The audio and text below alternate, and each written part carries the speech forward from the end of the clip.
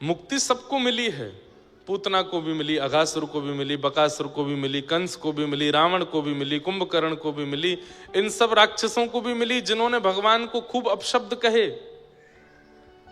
और वही मुक्ति राधे कृष्ण कृष्ण कृष्ण राधे गाने वाले हम आप सबको भी मिल जाए तो हम में और राक्षसों में अंतर क्या है भाई? श्रेणी में थोड़ा अंतर तो हो। सब लोग इधर देखिए, ध्यान से सुनिए कथा। हमने पूरा जीवन निकाल दिया। आज नैमिषारण्य में कथा हो रही है, कितने लोग ऐसे हैं बेचारे सुबह झूठ बोल के घर से निकलते होंगे। जो लोग यहाँ 7 दिन रुकने आए हैं उनकी बात तो नहीं है, पर कई लोग ऐसे हैं जो दौड़ भाग करके सीतापुर से आ रहे हैं, हरदोई से आ रहे हैं, लखनऊ से आ रहे हैं, कानपुर से आ रहे हैं। उस सुबह कुछ ना कुछ बहाने बना के जाते होंगे। कथा सुनने के बात नहीं कहते, उनको कुछ और कह के निकलते होंगे, वो यहाँ आके कथा सुन रहे हैं। आपका परिश्रम व्यर्थ हो जाएगा यदि इतना सब कुछ प्रयास करके कथा सुनी, उसके बाद मुक्ति मिली और मुक्ति मिलते ही जैसे ही आप वैकुंठ पहुंचे तब आपने क्या देखा?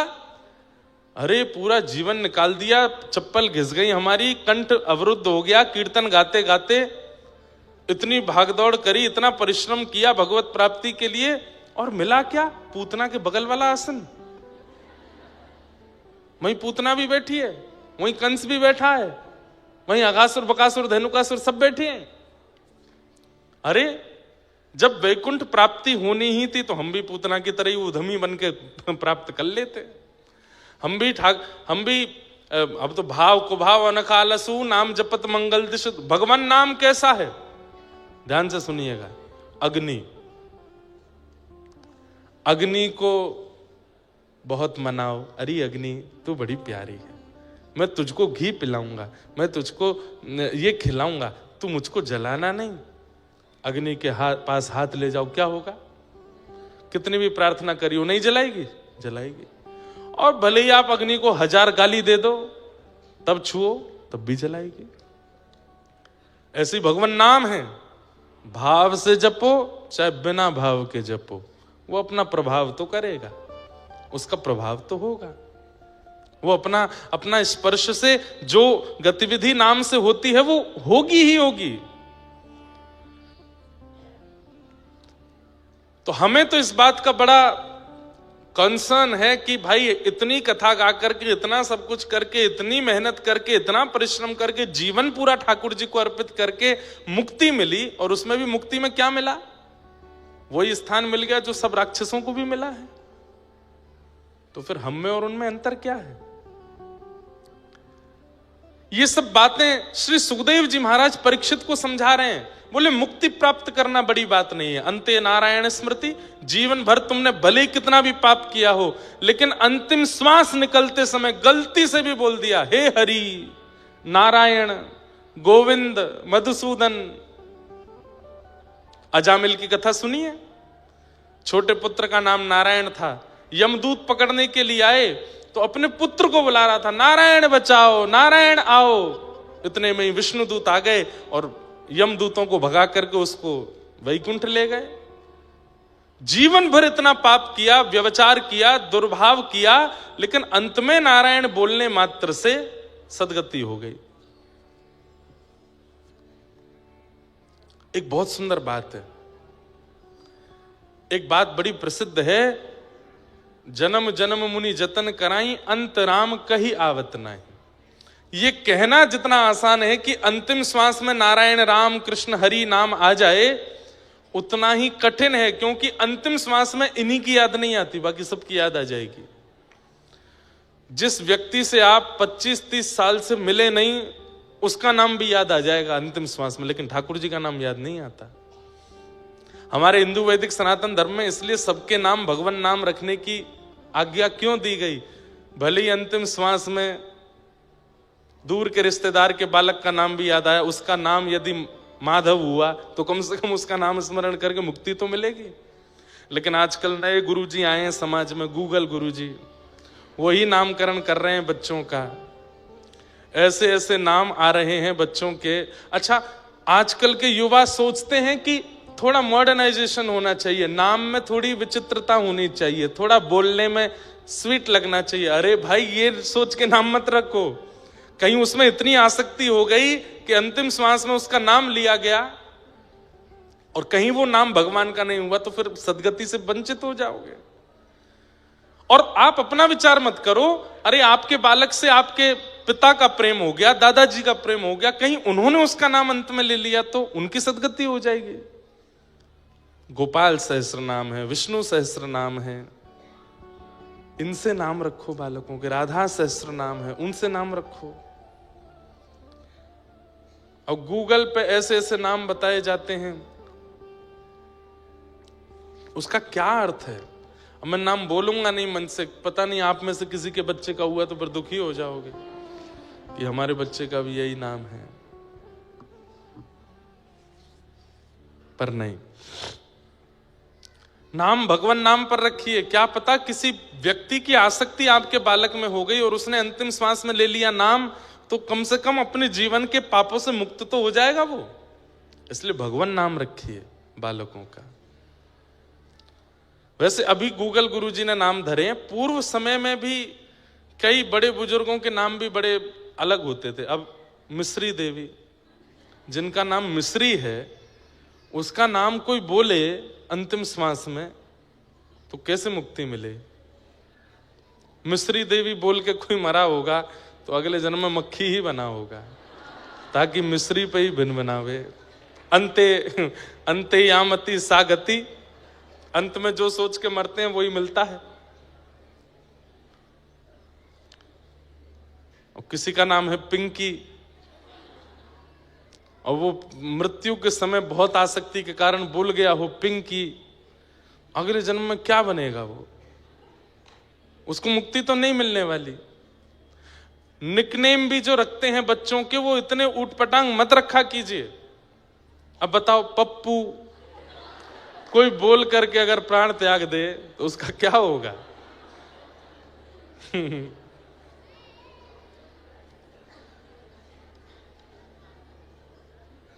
बहुत ऊंची बात है। इसलिए भैया नाम बहुत सोच समझ के रखो। बट डन क्या नाम है? अब कोई प्राण त्याग दे इस बात को बोलते छुट्टन। नाम ऐसे रखिए जो भगवत संबंधी हो। निकनेम भी बच्चों के रखने हैं तो जैसे यशोदा मैया ने रखे हैं, कान्हा रखा, कनुआ रखा, गोविंद रखा, गोपाल रखा, ऐसे नाम रखो ताकि उस नाम का, अरे भाई जितनी बार आप उस व्यक्ति को बुलाते हैं उतनी बार भी आपका नाम गिनती होता है। भाव कुभाव अनकालसहु नाम जपत मंगल दिश दशहु, नाम जपने से मंगल होगा। अब आप किसी व्यक्ति को बार बार बुलाते हैं, उसका नाम बार बार बोलते हैं, तो उतना नाम भी तो काउंट होता है, उस नाम का भी तो प्रभाव होगा आपके ऊपर। नाम बहुत सोच समझ के रखिए, नाम बहुत सोच समझ के रखिए। तो क्या बता रहा था मैं? हाँ, अंते नारायण स्मृति, उससे भी मुक्ति मिल जाती है। अंत में कोई भगवान नाम ले ले तो मुक्ति निश्चित है। परीक्षित, मुक्ति प्राप्त करने के लिए 7 दिन की आवश्यकता नहीं होती। तुम कभी यह विचार नहीं करोगे कि एक ब्राह्मण बालक ने तुमको 7 दिन में मरने का श्राप क्यों दिया? उसने ऐसा क्यों नहीं किया कि उसने तुरंत हाथ में जल लेकर के कह दिया हो अभी अगले 7 मिनट में तक्षक सर्प डस दे और मृत्यु हो जाए राजा परीक्षित की। उसने 7 दिन क्यों दिए तुमको? कभी विचार नहीं करोगे इस बात का? ये सारी कड़ियां जुड़ी हुई हैं राजा परीक्षित। भगवान किसी के प्राणों की रक्षा कर रहे हैं, इसका मतलब ठाकुर जी उससे उम्मीद रखते हैं। ऐसे ही किसी को जीवित नहीं रखा जाता पृथ्वी पर। हर दिन मृत्यु तांडव करती है, हर दिन हर क्षण एक व्यक्ति 2 व्यक्ति मरते हैं, हर सेकंड में 2 लोगों की मृत्यु हो रही है। उस मृत्यु की गणना में हम इतने विलंब से क्यों आ रहे हैं? ताकि उतना समय ठाकुर जी हमको दे रहे हैं। भाई कोई एग्जाम दे रहा है बच्चा, टाइम ओवर हो गया, उसके बाद टीचर लेने के लिए आता, बच्चा रिक्वेस्ट करता है 5 मिनट और दे दो। टीचर अगर दे देता है इसका मतलब वो टीचर चाहता है कि तुम पास हो जाओ, तुम अच्छा कर लो, तुम अपने इस क्लास को निकाल के आगे पहुंच जाओ। हम सब वही बच्चे हैं जिनको ठाकुर जी ने समय दे दिया है। हम सब वही बालक हैं कि ठाकुर जी, हमने कह दिया ठाकुर जी बस 50 साल और ठाकुर जी कह रहे हैं दे रहा हूं, अब तू निकल के दिखा इससे। लेकिन उस 50 साल में भी वही विषय भोग विलास, उल्टे सीधे सारे छल कर्म। अरे हम पूर्व के किए हुए कर्मों का हिसाब बराबर करने आए हैं इस जन्म में। पूर्व का तो हिसाब बराबर किया नहीं, इस साल का नया हिसाब बना लेते हैं। तब क्रोध में भर करके ठाकुर जी फिर हमको 84 लाख में नचाते हैं। तेने मांगा था मुझसे, अब वही टीचर, उससे बच्चे ने कहा 15 मिनट और दे दीजिए मैम, मैं अभी सारे क्वेश्चन कर दूंगा, जल्दी जल्दी कर जल्दी कर। अब 15 मिनट में भी करने के बाद जब रिजल्ट आया तो फेल हो गया, तो वो टीचर कितनी नाराज होती है, तेरे को मैंने एक्स्ट्रा टाइम दिया था फिर भी फेल हो गया, क्या पढ़ा फिर तूने। ठीक वैसे ही बंधुओं, हम आप सब वही बालक हैं जिनको एक्स्ट्रा टाइम मिल गया है। इस जीवन का कोई भरोसा नहीं, कभी भी प्राण जा सकते हैं, लेकिन हर दिन सुबह उठ करके जगह आप देखते हो कि आप जीवित हो, तो ये विचार कीजिए कि आज मुझसे कुछ उम्मीद है ठाकुर जी को, मैं आज भजन करूं, नाम करूं, कथा सुनूं, अपने जीवन को सफल बनाऊं। तो मुक्ति प्राप्त करने के लिए बहुत समय की आवश्यकता होना आवश्यक नहीं है। राजा परीक्षित अंतिम घड़ी में, अंतिम क्षण में भी यदि नाम सुना दिया जाए तो भी मुक्ति मिल जाती है। 7 दिन बचे, खाओ पियो करो आनंद, 7वां दिन जब आएगा तब मैं आ जाऊंगा और तुम्हारे प्राण निकल रहे होंगे, उस समय तुम्हारे कान में कह दूंगा श्री कृष्ण गोविंद हरे मुरारे, हे नाथ नारायण वासुदेव। प्राण छोड़ देना, मुक्ति मिल जाएगी तुमको। तुम मुक्ति की कामना कर रहे हो और फिर ऊपर से 7 दिन बता रहे हो। इतनी योजनाएं करने की आवश्यकता नहीं है, मुक्ति के लिए 1 सेकंड काफी है। पर 7 दिन मिले हैं, इसका क्या करोगे। राजा परीक्षित बोले, मैं चरणों में प्रणाम करके कहता हूं, मुझे बताइए मैं क्या करूं। बोले राजन, मुक्ति एक क्षण में मिलती है, भक्ति प्राप्त करने में थोड़ा समय लगता है। तुम याचना करो कि 7 दिन में तुम भक्ति सुनो और भक्ति सुन के भक्त बन जाओ, भक्त बन जाओ। राजा परीक्षित बोले, मैं भक्त बनूंगा 7वें दिन और फिर उसके बाद मेरी मृत्यु हो जानी है, मुक्ति मिल जाएगी, तो फिर इससे फायदा क्या होगा। बोले बहुत बड़ा फायदा है। बोले क्यों। मुक्ति का मतलब मृत्यु के बाद भगवान का दर्शन और भक्ति का मतलब जीते जी भगवान का दर्शन। तुम 7 दिन बाद वैकुंठ में ठाकुर जी को देखने की योजना बना रहे हो और मैं चाहता हूं कि तुम्हारी अंतिम श्वास निकले उससे पहले तुमको ठाकुर जी का दर्शन हो जाए। भक्ति में वो सामर्थ्य है कि वो जीवित अवस्था में भगवत दर्शन कराती है। हमारे ठाकुर जी की जहां ब्याहुला हुआ गिरधर लाल जी का, तो जो श्री जी के पक्ष के जो परिवार था वो सामान्य परिवार नहीं है। जयपुर के सरस कुंज के आचार्य चरण, उनकी श्री जी उनके भाव से ब्याह हुआ। श्री अलवेली माधुरी शरण जी महाराज, उनके परंपरा के कई पद में गाता हूं, सरस माधुरी जी के। कल मैंने एक गजल भी गाई थी, सदगुरु शरण में सभी फल मिलेंगे, गुरु मिल गए तो युगल भी। हर साल हमने एक भक्तमाल की कथा उनके यहां करने का नियम लिया है, भक्तमाल में वहीं करता हूं।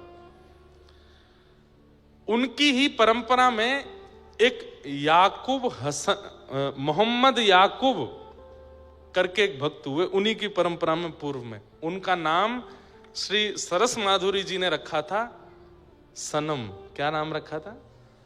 वैसे तो उनका नाम कुछ और, दीक्षा के बाद नाम बदल देते हैं ना, शिष्य का एक नाम भगवत संबंधी नाम रखते हैं। जैसे हमारी परंपरा में जब दीक्षा होती है तो गोवर्धन रामानुज दास या फिर यमुना रामानुज दासी, इन भावों से नामकरण होता है। तो मोहम्मद याकूब, राजस्थान में एक स्थान है अलवर, वहां के एक प्रोफेसर के बेटे थे मोहम्मद याकूब, और इनके जो पिताजी थे वो अजमेर में एक हॉस्पिटल में उनकी नौकरी लग गई थी। बहुत ध्यान से सुनिएगा, भक्ति की सामर्थ्य देखिए। हम तो हिंदू हैं, हम तो वैष्णव हैं, हम तो कथा सुनते हैं, और मैं कोई अभिमानवश नहीं कह रहा हूं। हमने दीक्षा देना गत वर्ष प्रारंभ किया। उन दीक्षा लेने वाले सब वैष्णव बालकों में 4 बालक मुस्लिम भी हैं जिन्होंने दीक्षा ली है। जब दीक्षा लेने के लिए आते तो मैं पहले पूर्व का नाम पूछता हूं कि आपका नाम क्या है, तो नाम बताते हैं, और नाम के बाद फिर उस नाम से जो प्रेरणा मिलती है वो नाम गुरु प्रदत्त नाम उनकी शरणागति में रखते हैं। दिल्ली की बात थी, एक बालक आया, उसको दीक्षा दी। तो हमारे दीक्षा में 5 संस्कार होते हैं। 5 संस्कार में पहले तप्त मुद्रा दी जाती है, शंख चक्र, उसके बाद तिलक दिया जाता है, उसके बाद मंत्र दिया जाता है, और फिर नाम दिया जाता है। तो मुद्रा देने के बाद हमने पूछा तुम्हारा नाम क्या है? नेत्र सजल हो गए। मैंने क्या हुआ? बोले आप छोड़ तो नहीं देंगे। मैंने कहा क्यों छोड़ूंगा, नाम बताओ। आप मुझे मना तो नहीं कर देंगे? मैंने कहा मैं नहीं करूंगा, नाम तो बताओ। तो फिर उसने अपना नाम, कुछ अली करके नाम था, नाम बताया। बोले महाराज जी मैं रोज गीत गोविंद करता हूं, रोज कथा सुनता हूं, मैं बिहार का निवासी हूं, मेरा पूरा खानदान कट्टर मुस्लिम है, पर एक बार एक रील देख ली थी मैंने, और मैं उस समय बड़ी विषम स्थिति में था, प्राण त्यागने की स्थिति में था, और वो रील देख करके मैंने फिर ढूंढा कि कौन है। फिर मैंने उसके बाद कथा सुनी। मैं पिछले 2 साल से पूरी कथा सुनता हूं। मुझसे आप गीत गोविंद सुन लीजिए, मुझसे आप नारायण कवच सुन लीजिए, गीत गोपी गीत सुन लीजिए, मुझे सब याद है। घर वालों से छुप छुप के सब करता हूं। मेरी माँ मेरी सहायक है। मैंने उन्हें बताया कि मैं दीक्षा लेने वाला हूं, हिंदुओं के गुरुजी से दीक्षा ले रहा हूं। तो महाराज जी एक मेरे ऊपर कृपा है भगवान की, क्या मेरा पूरा खानदान गरीब है, बस मैं कमाने वाला हूं, इसलिए कोई उंगली नहीं उठा रहा है मुझ पर, तो इसलिए मैं दीक्षा लेने आया हूं। उसका हमने नाम रखा गिरधर प्रिय रामानुजदास। और मांस मदिरा बहुत दूर की बात है, प्याज लहसुन भी नहीं खाते वो। और जिस दिन से दीक्षा ली हमसे मिले भी नहीं है। बोले कि जब कुछ प्राप्त कर लूंगा तब आऊंगा आपके पास, आपको निराश नहीं करूंगा। आपने शरणागति की है तो आपको कुछ सुनाने के लिए या कुछ अनुभव करके ही आपके पास आऊंगा, तब तक मुख नहीं दिखाऊंगा आपको। मैंने कहा जय हो भैया। तो मोहम्मद याकूब अलवर में रहते थे, उनका चरित्र है पूरा। पिताजी एक हॉस्पिटल के हेड बन गए थे अजमेर में, तो पिताजी ज्यादातर अजमेर रहते थे, कभी कभी अलवर आते थे। इनकी माताजी जो थी वो भी मुस्लिम थी, लेकिन जैसे बच्चों को कईयों को नॉवल पढ़ने का शौक होता है, किताब पढ़ने का शौक होता है, इनकी माँ ने भी बचपन में कई किताबें पढ़ी, और पढ़ते पढ़ते उनके हाथ रामचरितमानस पढ़ गए। और उन्होंने जब मानस जी को पढ़ा, तुलसीदास जी के कृत मानस जी को, तो इतना मन लगा, उसको पढ़ती रही। इनके पिता ने, माँ ने, सबने डांटा तेरा ब्याह होने वाला, ये छोड़ दे।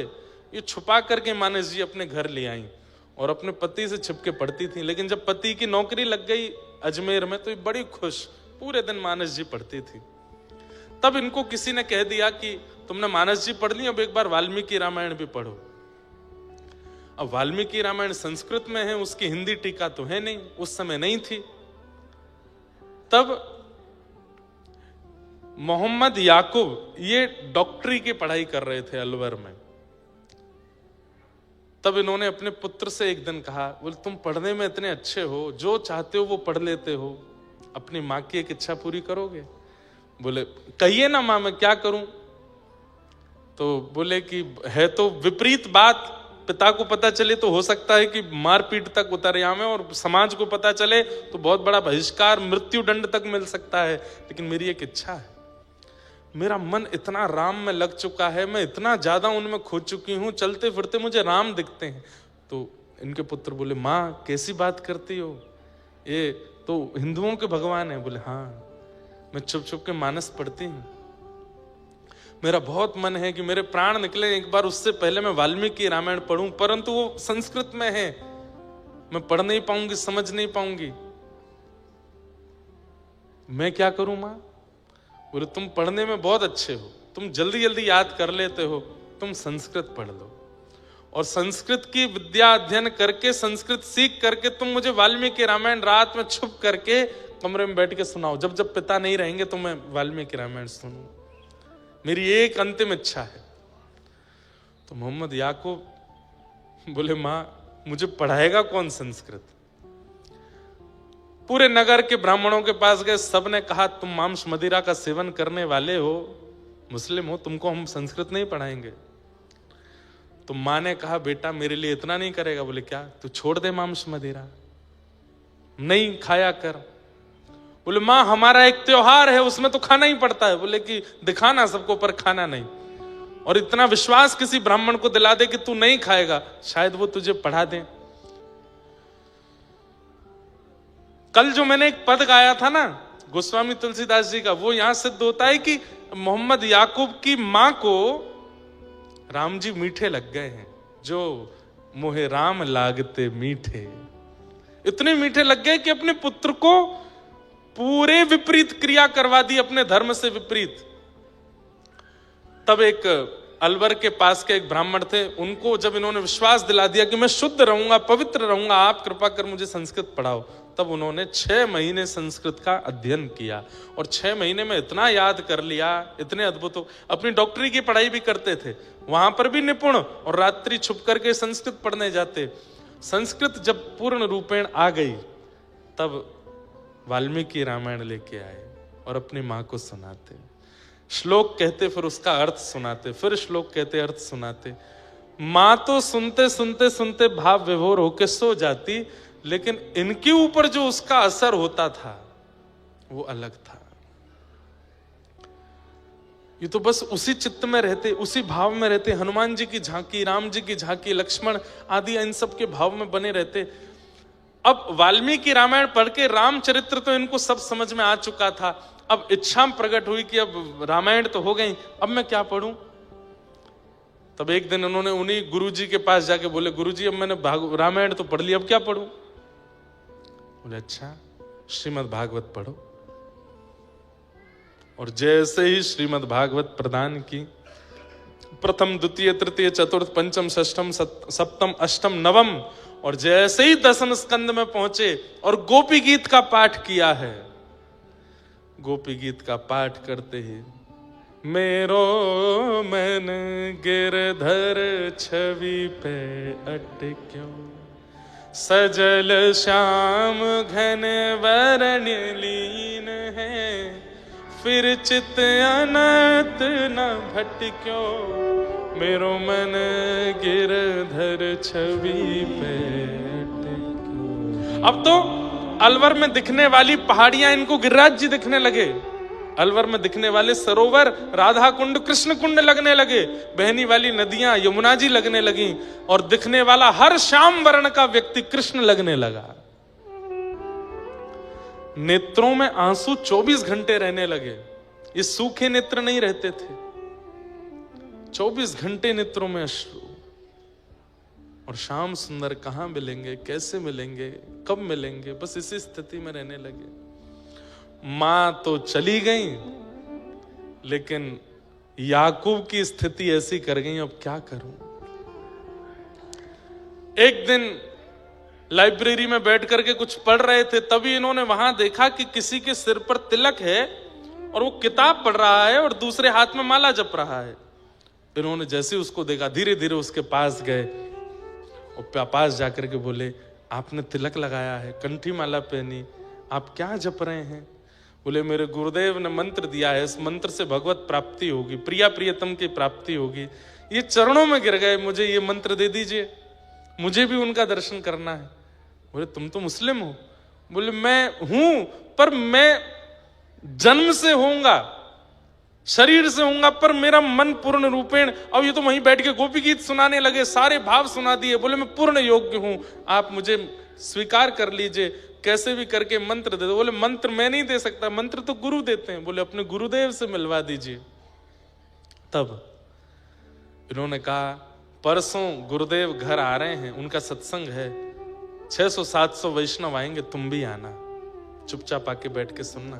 श्री सरस माधुरी शरण जी महाराज घर आए और मोहम्मद याकूब बैठ करके सुन रहे थे। दीक्षा लेना तो दूर की बात, जैसे ही गुरुदेव आए हैं उनकी रूप देखते ही, उनकी झांकी देखते ही, उनकी चाल, उनके नेत्र, उनका मुखमंडल देखते ही ये मूर्छित होकर गिर पड़े। इनको ऐसा लगा जैसे मानो प्रिया प्रियतम एक तनु होकर के मेरे सामने आ गए हैं। होश में लाए, बोले तुम कुछ कहना चाहते हो, बात करो। बोले कुछ नहीं, मेरे सारे समाधान पूर्ण हो गए। बोले तुम्हें दीक्षा की, दीक्षा भी हो गई, इनके दर्शन ही दीक्षा है, बस ये जो आज्ञा कर दें वो।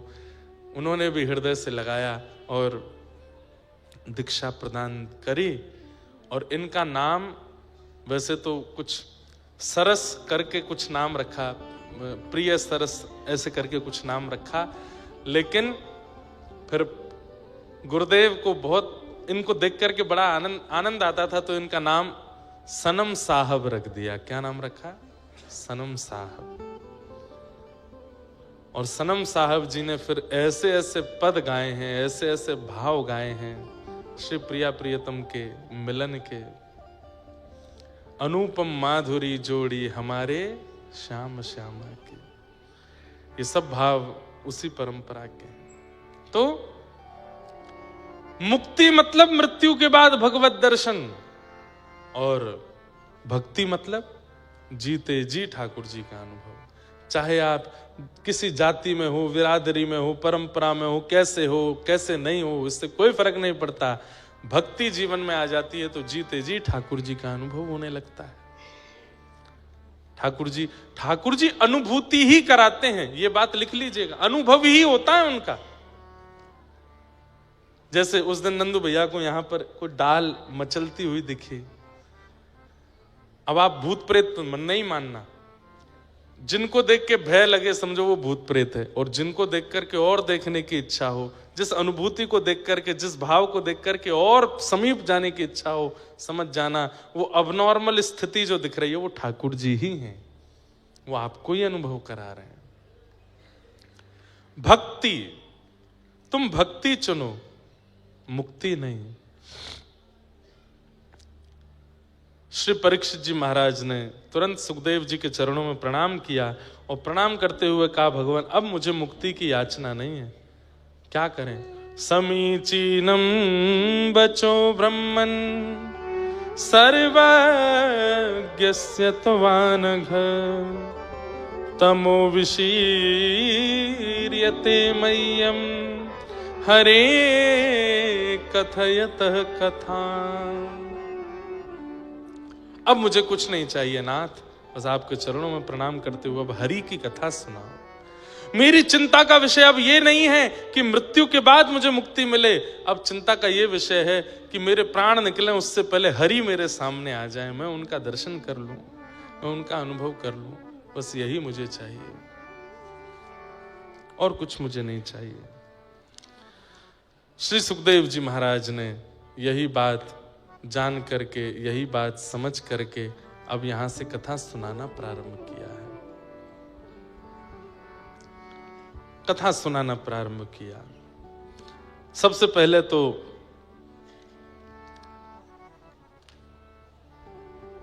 चतुश्लोकी भागवत का वर्णन करते हुए सृष्टि प्रसंग सुनाया। तत्पश्चात उद्धव विदुर मिलन, और वहां विदुर जी का मैत्री मुनि के आश्रम पे जाना, और मैत्री मुनि के द्वारा श्री उद्धव जी महाराज को, विदुर जी महाराज को कथा श्रवण कराना, सृष्टि का प्रसंग सुनाना, सब सुनाया। तत्पश्चात भगवान के कृपा से पृथ्वी पर प्रथम मानव के रूप में स्वयंभू मनु शत्रुपा आए, जिन्होंने यहाँ नैमिषारण्य में तप भी किया। स्वयंभू मनु शत्रुपा की 3 पुत्री हुई, आकुति, देवहूति, प्रसूति। 2 पुत्र हुए, प्रियव्रत और उत्तानपाद। अब यहां देवहूति माता का प्रसंग सुनाया गया, जहां देवहूति जी का विवाह कर्दम ऋषि के साथ में हुआ, और संतान के रूप में भगवान कपिल प्रकट हुए। बोलो कपिल भगवान की। 9 पुत्री हुई, 10वें पुत्र के रूप में कपिल भगवान आए। देवभूति माता के साथ में इनका सुंदर संवाद हुआ, जिसे दर्शन शास्त्र, सांख्य शास्त्र भी कहते हैं कपिल देवभूति संवाद। देवभूति माता ने कई प्रश्न किए और उन प्रश्नों का उत्तर यहां श्री कपिल भगवान दे रहे हैं। निर्वीणा नितराम भूमल असद इंद्रिय तर्षणात् येन संभाव्यमानेन प्रपन्नांधम तम प्रभु। देवभूति माता ने प्रथम प्रश्न किया है, बहुत ध्यान से सुनिएगा। हमारे शरीर में 10 इंद्रियां हैं। कितनी इंद्रियां हैं? 5 ज्ञान इंद्रिय, 5 कर्म इंद्रिय। ज्ञान इंद्रियां उनको कहते हैं जिनसे आपको कुछ अनुभव होता है। कर्म इंद्रियां उनको कहते हैं जिनसे आप कुछ करते हो। सुंदरता का अनुभव आंखों से होता है, प्रथम ज्ञानेंद्रिय। स्वर का अनुभव कानों से होता है, द्वितीय ज्ञानेंद्रिय। स्वाद का अनुभव जीभ से होता है, तृतीय ज्ञानेंद्रिय। सुगंधी का अनुभव नासिका से होता है, चतुर्थ ज्ञानेंद्रिय। सर्दी और गर्मी का अनुभव त्वचा से होता है, 5वीं ज्ञानेंद्रिय। तो आंख, नाक, जीभ, कान और त्वचा, ये ज्ञानेंद्रिय हैं। हाथ, पैर, मुख और 2 उपस्थ गुप्त इंद्रिय, ये 5 कर्मेंद्रियां हैं। ये 10 इंद्रियां हैं। और देवभूति माता यहां क्या प्रश्न कर रही हैं कि हम समस्त इंद्रियों से भोग भोगते हैं, पर भोग भोगते भोगते जीवन निकल जाता है, इच्छाएं पूरी नहीं होती कभी भी। हे नाथ, मैं ऐसा क्या करूं कि मेरी इच्छाएं विश्राम ले लें, मेरी इच्छाएं विराम हो जाएं। इच्छाएं विश्राम होती हैं हमारी? कितनों खवाए लो, जीव कभी मानती नहीं। कितना भी दिखा लो, नेत्र कभी संतुष्ट होते नहीं। कितना भी सुना लो, कानों को शांति मिलती नहीं। कितना भी स्पर्श करा लो, त्वचाएं फिर भी स्पर्श के लिए ही भागती रहती हैं। तो यहां पर प्रश्न यही किया गया कि इन इंद्रियों की इच्छा पूरी करते करते हम नरकगामी होते जा रहे हैं। नाथ, ऐसा कोई उपाय बताओ कि हमारी इंद्रियों की इच्छाएं समाप्त हो जाएं। तब भगवान कपिल उत्तर देते हुए कहते हैं, आहा, चेतः खलवस्य बंधाय मुक्तये चात्मनो मतिं गुणेषु सक्तं बंधाय रतम वा पुंस मुक्तये। बहुत ध्यान से सुनिएगा। इस विषय पर पीएचडी करते हैं लोग। इतना अद्भुत और इतना ज्ञानवर्धक विषय है ये कपिल देवभूति संवाद। कपिल भगवान क्या उत्तर दे रहे हैं? बोले, मैया, आंखों को दोष मत दो, कान को दोष मत दो, नाक को दोष मत दो, जीभ को दोष मत दो, हाथ पैरों को दोष मत दीजिए।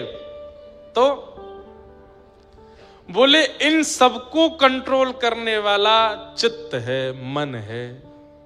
जीव की इच्छा नहीं होती मुझे पिज्जा खिलाओ, मन की इच्छा होती है। आपकी जीव की इच्छा हो रही है गोलगप्पा खिलाओ, आपका मन हुआ गोलगप्पा खाना, गोलगप्पा खाना, तभी रसोई घर में जाकर के करेले की सब्जी से रोटी खा लो। तो जीव क्या छोड़ के चली जाएगी? आपको कुछ नहीं कहेगी, अपने आप इच्छा दब जाएगी, पेट भर जाएगा, जीव को एक कसेला स्वाद मिल जाएगा, फिर इच्छा खत्म हो जाएगी। इच्छाएं इंद्रियों की नहीं होती, इच्छा मन की होती है। वही बात यहां भगवान समझा रहे हैं। बोले, मां, इन इंद्रियों को दोष मत दीजिए, इंद्रियां बुरी नहीं है। इंद्रियों से इच्छा प्रकट कराने वाला, इनका स्वामी बनकर के अंदर बैठा है राक्षस, उसका नाम है चित्त। चेतः खलवस्य बंधाय, बंधन का कारण इंद्रियां नहीं है, बंधन का कारण मन है। इसका उदाहरण बताऊं? जब व्यक्ति 80 वर्ष का हो जाता है, आंखों पे पड़ेगा जाला, नाक से बहेगा नाला, लाठी से पड़ेगा पाला, जरा जिंदगानी का, उस समय पर भी इन इंद्रियों की इच्छाएं बहुत होती हैं। जब छोटे छोटे बच्चे गोलगप्पे खाते हैं अपनी अम्मा के सामने, बिना दांत वाली अम्मा का मन तो बहुत होता है, पर वो खा ही नहीं सकती हैं क्योंकि इंद्रियां बलवान नहीं है।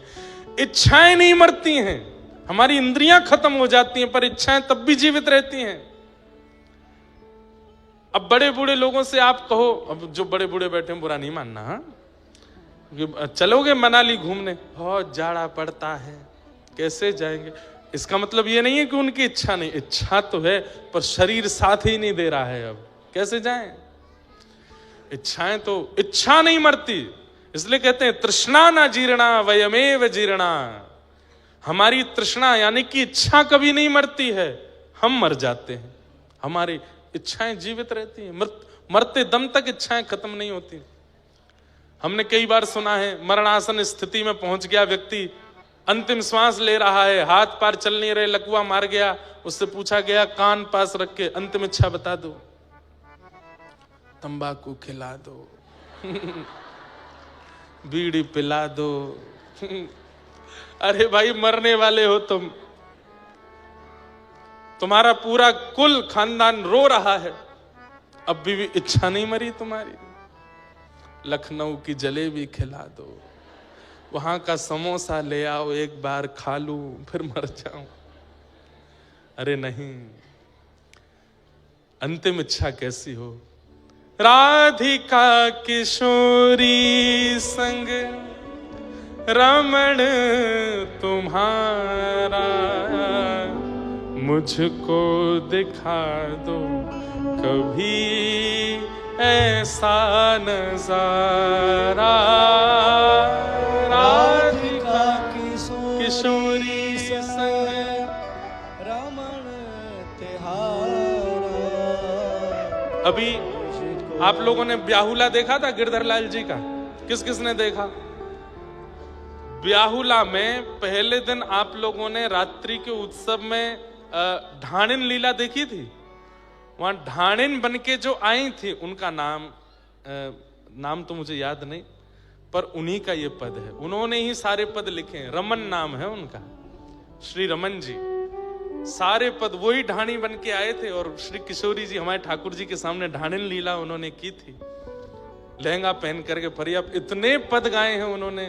चांद सा सलोना मुख लटें घूंघरारी हैं,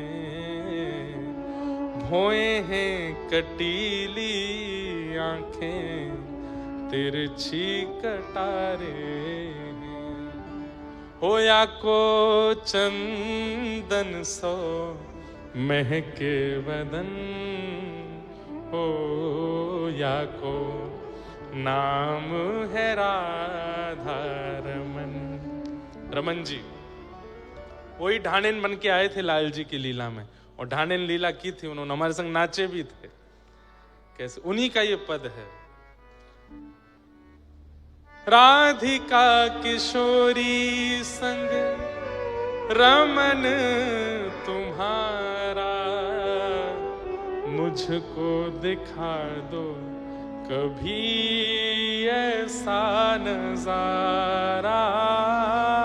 राधिका किशोरी संग रमण तिहारा, मुझको दिखा दो कभी ऐसा नजारा। फिर चाहे मैं मर जाऊं, फिर चाहे मैं मर जाऊं, फिर चाहे मैं मर जाऊं, फिर चाहे मैं कैसे बसा कर नैनन में, छिपा कर नैनन में, बसा कर नैनन में, छिपा कर नैनन में, ओ बसा कर नैनन में, छिपा कर नैनन में, बसा कर नैनन में, छिपा कर नैनन में। हे मन मोहन तुम्हें रिझाऊं, मन मोहन तुम्हें रिझाऊं, ओ तो है नित नए लाड़ लड़ाऊं, ओ तो है नित नए लाड़ लड़ाऊं, बसा कर नैनन में, छिपा कर नैनन में,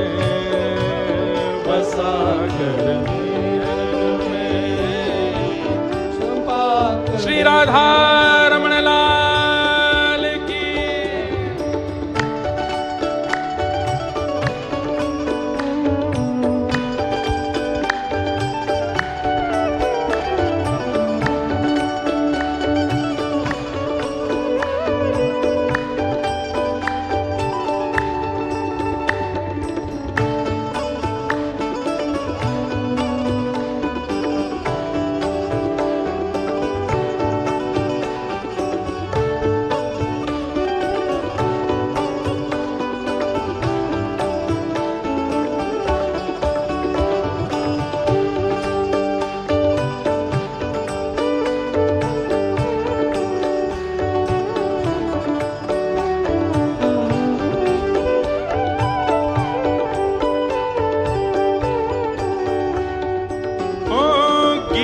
बन जाऊं तेरी बांसुरी के स्वर का, इठला के बल खाती पतली कमर का।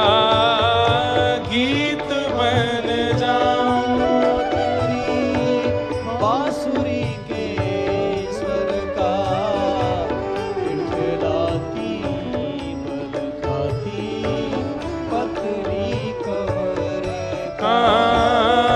गीत बन जाऊं तेरी बांसुरी के स्वर का, इठलाती बल खाती पतली कमर का। पीला पटका बन जाऊं, पीला पटका बन जाऊं, ओ पीला पटका बन जाऊं, पीला पटका बन जाऊं, बसा कर नैनन में, छिपा कर नैनन में, बसा कर नैनन में, छुपा कर नैनन में, ओ बसा कर नैनन में, छिपा कर नैनन में।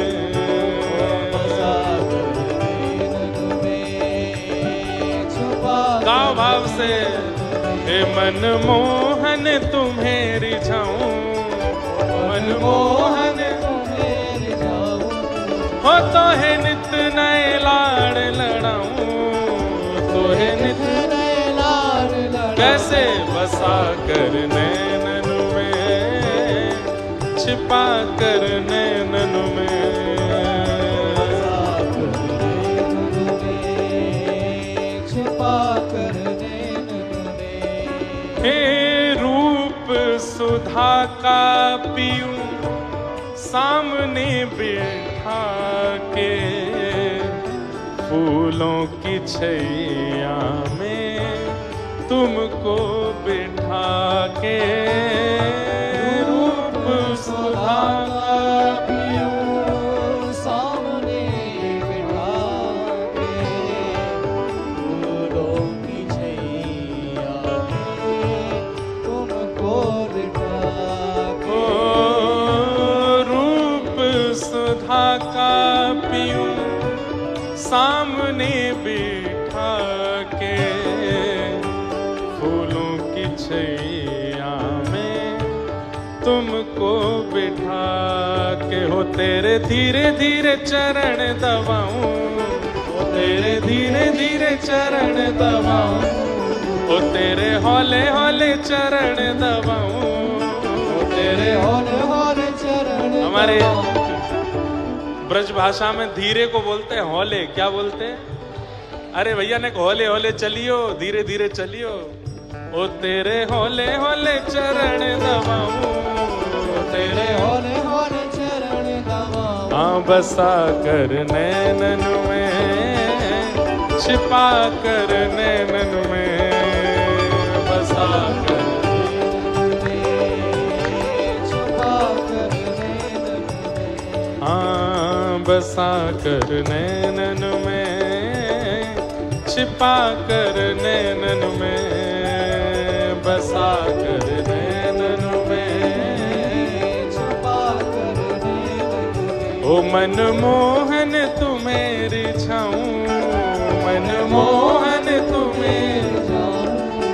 तो है नित नए लाड़ लड़ाऊं, तो है नित नए लाड लड़ाऊं, बसा कर नैनन में, छिपा कर नैनन में, बसा कर। छुपा कर नैनन। और ये पंक्ति बहुत प्रिय लगती है। घुंघरू बनूं जो तेरी पायल का प्यारे, पल पल चूमा करूं चरण तुम्हारे। घुंघरू बनूं जो तेरी पायल का प्यारे, पल पल चूमा करूं चरण तुम्हारे। ओ घुंघरू बनूं जो तेरी पायल का प्यारे, पल पल चूमा करूं चरण तिहारे। हो तेरे संग संग नाचूं गाऊं, हो तेरे संग संग नाचूं गाऊं, हो तेरे संग संग नाचूं गाऊं, तेरे संग संग नाचूं कैसे बसा कर नैनन में, छिपा कर नैनन में, बसा कर नैनन में, छुपा कर नैनन। ओ बसा कर नैनन में, छिपा कर नैनन में, बसा कर नैनन में। छुपा कर नैनन। ओ मन मोहन तुम्हें रिझाऊं, मन मोहन तुम्हें रिझाऊं, ओ तो है नित नए लाड़ लड़ाऊं, नित नए लाड लड़ाऊं, बसा कर नैनन में, छिपा कर नैनन में, छुपा कर नैनन। ओ बसा कर नैनन में, छिपा कर नैनन में, बसा कर नैनन में, छुपा कर नैनन। ओ बसा कर नैनन में, छिपा कर नैनन में, बसा कर छुपा कर नैनन। ए हरि बोल हरि बोल हरि बोल हरि बोल हरि बोल हरि बोल हरि बोल, आ हरि बोल हरि बोल हरि बोल हरि बोल, हरि बोल हरि बोल हरि बोल हरि बोल। ओ जय जय राधा जय जय राधा, जय जय राधा रमण हरि बोल, जय जय राधा रमण हरि बोल, जय जय।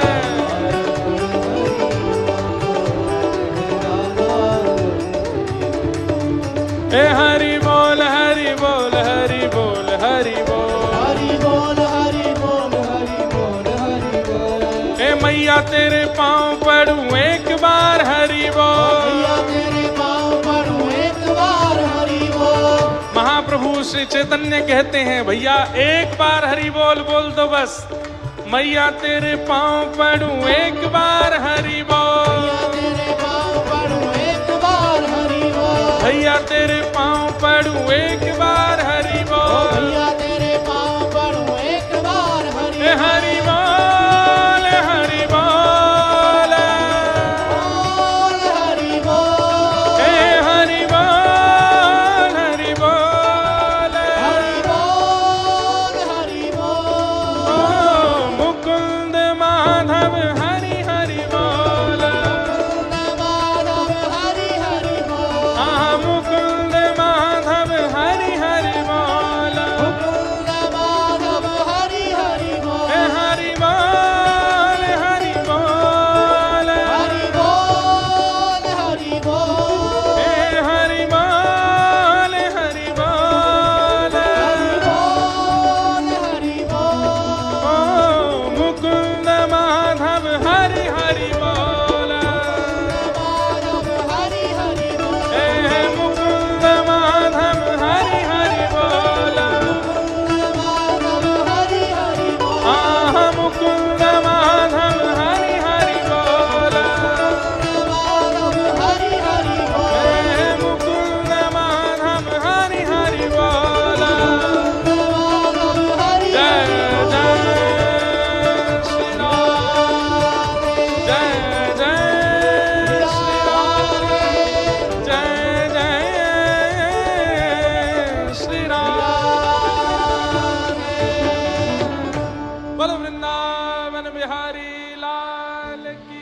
जय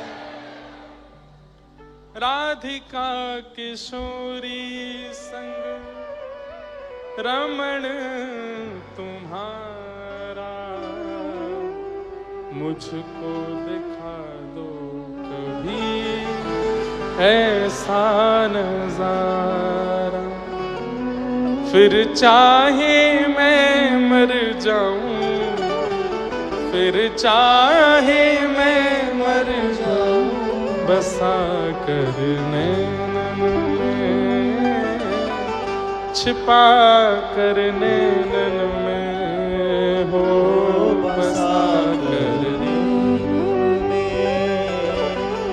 छुपा कर नैनन में। चेतः खलवस्य बन्धाय मुक्तये चात्मनोमतं, गुणेषु सक्तं बन्धाय रतं वा पुंस मुक्तये। भगवान कपिल कह रहे हैं, मां, बंधन का कारण इंद्रियां नहीं, बंधन का कारण मन है। यदि इंद्रियां नहीं होती तो मेरा दर्शन कैसे करते? नेत्र नहीं होते मेरा दर्शन कैसे होता? कान नहीं होते मेरी कथा कैसे सुनते? जीव नहीं होती मेरा प्रसाद कैसे पाते? हाथ नहीं होते करताल कैसे बजाते? चरण नहीं होते परिक्रमा कैसे करते? अरे ये इंद्रियां हैं तो मेरी प्राप्ति हो सकती है, इंद्रियां नहीं होती तो मेरी प्राप्ति भी नहीं हो पाती। इन इंद्रियों को आप असद कैसे कह सकती हो मां? ये इंद्रियां असद नहीं है, असद मन है। और इस असद मन को सुधारने का एक ही तरीका है, क्या? प्रसंगम अजरम पाशम आत्मनः कवयो विदुः, स एव साधु सुकृतो मोक्ष द्वारमपाव्रतम। इस मन को संसार की जगह सत्संग में लगा दो। मैया, जितना संग संसारी लोगों का करोगे उतना मन आपकी इच्छाएं प्रकट करता जाएगा। जितना ये मन सत्संगियों के बीच में रहेगा उतने इस मन की इच्छाएं दबती चली जाएंगी, फिर ये मन मेरी कामना करेगा। समझ में आई बात? आ तो गई पर करोएगा कोई नहीं। संग दोष, आप जैसों का संग करोगे मन वैसा होता चला जाएगा। छोटा बालक जितना शुद्ध होता है, छोटा बालक जितना करुण होता है, छोटा बालक जितना अद्भुत होता है, बड़े होते होते उसमें इतने दोष क्यों आते हैं? संग दोष के कारण।